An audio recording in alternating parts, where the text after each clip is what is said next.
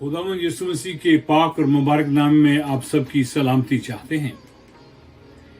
आज के पैगाम का मौजू है यीशु मसीह के जी उठने के बाद। ये इस सिलसिले का दूसरा पैगाम है। यीशु मसीह ने मुर्दों में से जी उठने के बाद जितनी बातें खुद कहीं और उन्होंने जो कुछ किया उनका बयान मंदरज है बाइबल मुकद्दस में।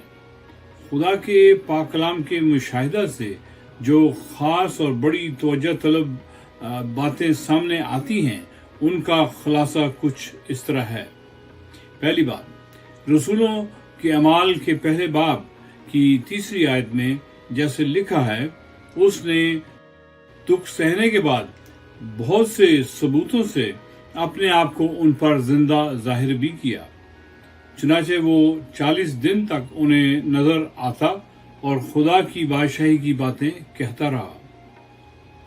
जी हाँ, बजाते खुद यीशु मसीह ने ये खास काम किया तमाम इंसानों को यकीन दिलाने के लिए कि वो मौत को शिकस्त देकर जी उठे हैं हमेशा के लिए। दूसरी बात, शुरू में उनके पैरोकारों में से कुछ ऐसे भी थे जिन्हें यकीन ना था क्योंकि उन्होंने उस वक्त तक उसे जिंदा हालत में ना देखा था। वो शक में मुब्तला थे।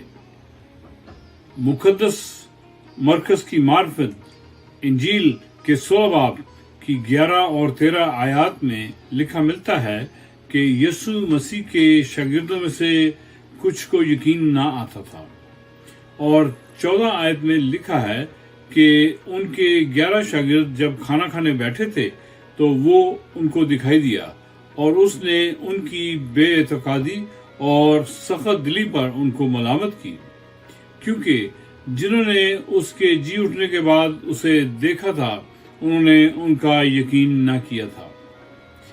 मुकद्दस लूका की मार्फत अंजील मुकद्दस के 14 बाब की 13 से 32 आयत में हमें मिलता है जिक्र मसीह के उन 2 शागिर्दों की बाबत जो अमाउस नामी गांव के थे और मसीह की तस्लीब के बाद मायूस और गमज़दा होकर यरूशलेम से अपने गांव को लौट रहे थे, और वो आपस में बातें करते हुए चले जाते थे। यीशु मसीह उन पर जाहिर हुए और उनके साथ चलने लगे। तब यीशु ने उनसे दरियाफ्त किया कि वो क्या बातें करते थे। लिखा है कि उनकी आंखें बंद की गई थी, इसलिए उन्होंने यीशु को ना पहचाना और वो सारा माजरा बयान करते रहे। ये 2 शागिर्द सुन चुके थे कि यीशु मसीह जी उठा है, लेकिन उन्हें भी यकीन न था और इसीलिए वो वापस अपने गांव को लौट रहे थे।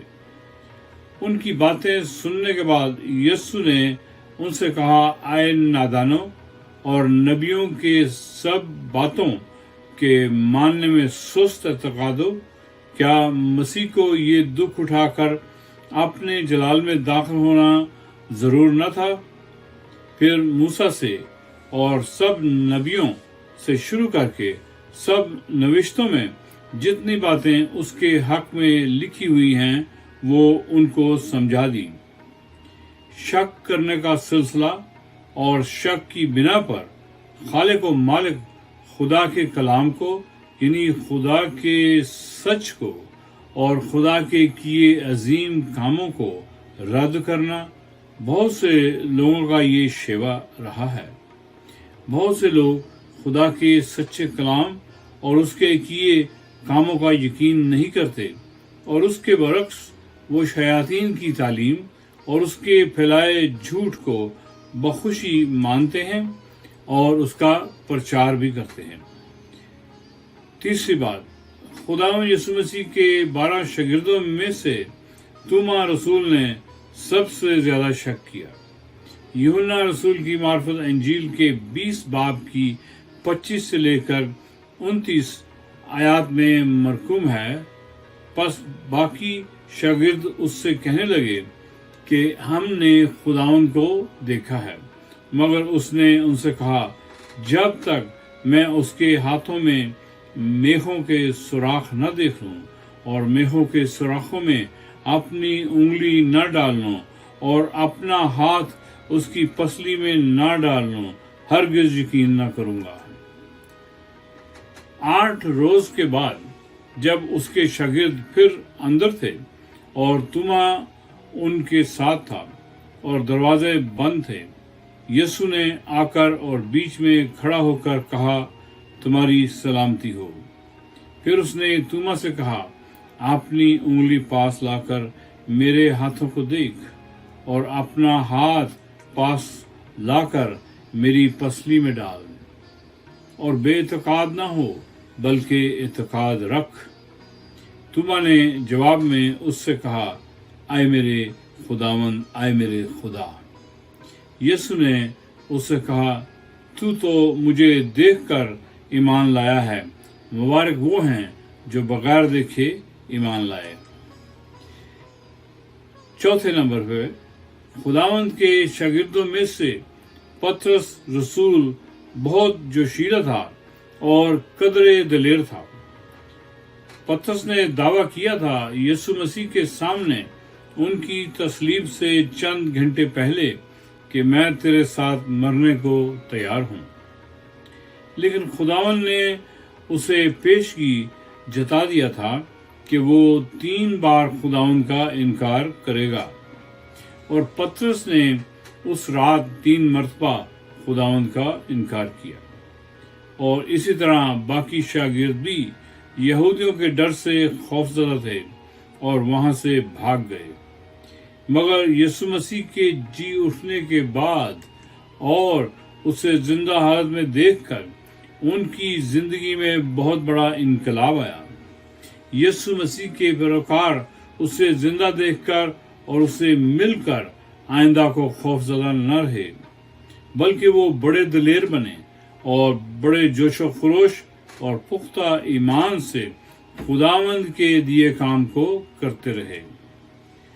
وہ دور دراز ملکوں تک پہنچے، انہوں نے بہت دکھ سہے اور ڈھیروں مصیبتوں میں سے گزرے، اور سوائے ایک شاگرد کے باقی تمام کو مختلف جگہوں پر شہید کیا گیا، لیکن وہ مسیح مصلوب اور اس کے جی اٹھنے کی گواہی دیتے رہے اور اس سچ کی منادی کرتے ہوئے اپنی جانیں قربان کی، کیونکہ ان کو احساس ہو چکا تھا یسوع مسیح کی حقیقت کا، اور وہ جان چکے تھے کہ یسوع مسیح کے کیے ہوئے تمام وعدے اور تمام دعوے سچے اور قابل یقین اور قابل اعتبار ہیں 100%۔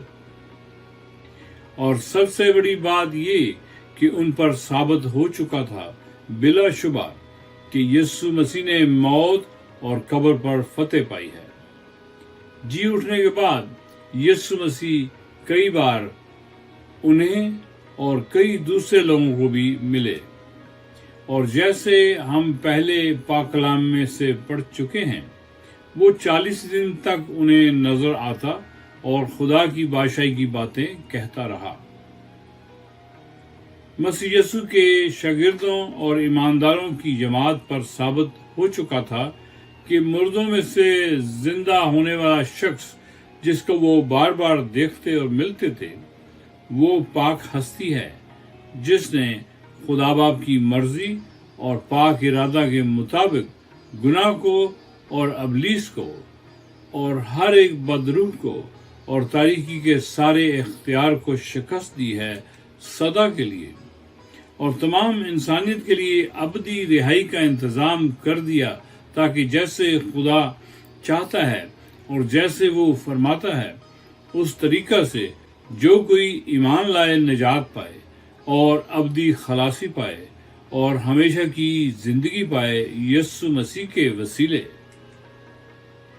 یسوع مسیح کے جی اٹھنے کے بعد خدائے قادر مطلق کی مرضی سے اور اس کے ازلی اور ابدی ارادہ سے ایک نئی شروعات ہوئی۔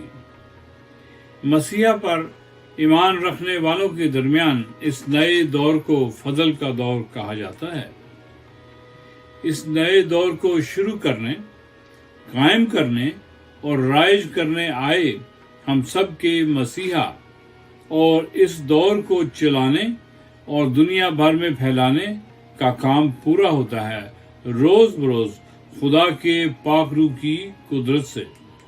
فضل کے دور کے بارے میں اور خدا کی بادشاہی کے بارے میں اور ان سے متعلق اور موضوعات کی بابت کافی تفصیلات کو بیان کرنا ضروری ہے اور ہمارے آئندہ کے پیغامات میں الگ سے پیش کرتے رہیں گے۔ سچے زندہ خدا نے اپنے فضل کے دور میں لاتعداد نعمتیں رکھی ہیں بنی نوع انسان کے لیے۔ جو کوئی بھی ایمان لائے خدا کے سچ پر اور اس کے فضل اور اس کی محبت پر یقین کرے اور خدا کے حضور جھکے، تمام ابلیسی جھوٹ اور مکر و فریب کو ترک کرے اور خدا کی نجات کو قبول کرے، یسوع مسیح کے وسیلے اسے خدا کی بادشاہی میں داخل کرتا ہے۔ مہربان آسمانی باپ، آج آپ کے لیے بھی موقع ہے کہ ایمان لائیں اور خدا کی بخشش سے ان ان گنت نعمتوں کے وارث بنیں۔ دل میں ایمان لائیں اور منہ سے اقرار کریں تو آپ خداوند کی مہیا کی ہوئی نجات پائیں گے۔ میرے ساتھ مل کر اس طرح دعا میں مانگیں پورے ایمان سے۔ زندہ آسمانی باپ، مجھ گنہگار پر رحم فرما اور مجھے معاف فرما۔ میرا ہر ایک گناہ یسوع مسیح کے نام میں، یسوع مسیح کے پاک لہو کی قدرت سے میری زندگی کو پاک و صاف کر دیں اور مجھے اپنے پاک روح سے معمور کر دیں، یسوع مسیح کے نام کے وسیلے۔ اے پاک روح، مجھے کلام پاک کی تعلیم دیں اور کلام کے بھید کھولیں اور یسوع مسیح کی محبت اور قربت میں بڑھنے کا فضل دیں۔ یسوع مسیح کے نام میں میری منت ہے، آمین۔ یسوع مسیح کے پاک نام میں آپ کو خداوند کی نجات اور نئی ابدی زندگی مبارک ہو۔ برائے مہربانی ہمارے چینل کو لائک کریں اور دوستوں احباب کے ساتھ شیئر کریں اور سبسکرائب بھی کریں تاکہ نئے پیغامات کے بارے میں آپ کو بر وقت اطلاع ملتی رہے۔ بہت شکریہ۔